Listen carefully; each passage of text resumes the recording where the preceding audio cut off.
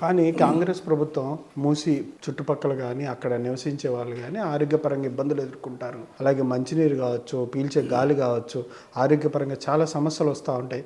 వీటన్నిటి దృష్ట్యా దీన్ని మేము బహుళ కార్యక్రమంగా ఆలోచన చేసే మూసి సుందరీకరణ కావచ్చు, మూసికి సంబంధించి ఇంత పెద్ద కార్యక్రమం చేసామంటున్నారు. ఇదేం కనిపించట్లేదా మీకు? ఇది ఇందాకే చెప్పా, ఫస్ట్లోనే చెప్పా. ఏమన్నానంటే ఎవరు కూడా మూసి డెవలప్మెంట్కి ఎవరు వ్యతిరేకం కాదు, కానీ at what cost? At what cost అంటే ప్రజలను ఇళ్ళు కూలగొడితేనే మీకు మూసి డెవలప్ అవుతుందా?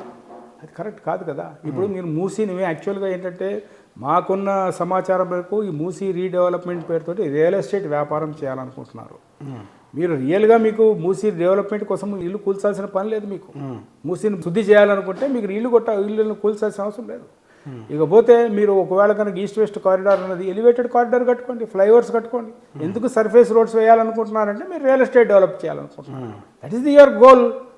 ఆ గోల్ తోటి మీరు వెళ్తున్నారు కాబట్టి ఇవన్నీ మీకు జనావాసాలు మీకు అడ్డంకిగా కనపడుతున్నాయి. అంటే రియల్ ఎస్టేట్ అది కేటీఆర్ గారు ఇదే మాట్లాడారు. రేవంత్ రెడ్డి గారు అన్యాయాలకు కట్టుబెట్టడానికి లేదంటే రియల్ ఎస్టేట్ స్ట్రక్చర్ మార్చి ఏమైనా రాష్ట్రానికి ఉపయోగపడే కార్యక్రమం?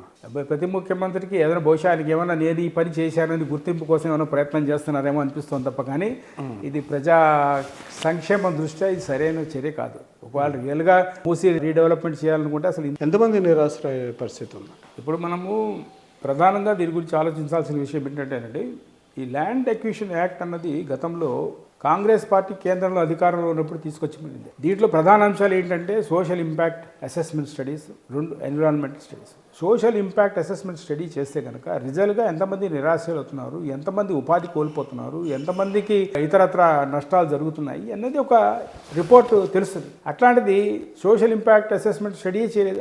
ఏ ప్రభుత్వం అయితే చట్టాన్ని తయారు చేసిందో అదే పార్టీకి సంబంధించిన ప్రభుత్వం చట్టాన్ని తొంగలో తొక్కుతోంది. ఇకపోతే దీని మూలంగా దాదాపు 55 కిలోమీటర్ల స్ట్రెచ్లో దాదాపు 10,000 మంది నిరాశలయ్యే అవకాశం ఉందని చెప్పి సూచనప్రాయంగా తెలుస్తుంది. How far that figure is correct అనేది మనకు తెలియదు, బట్ సూచాయిగా తెలుస్తున్న విషయం అన్నమాట.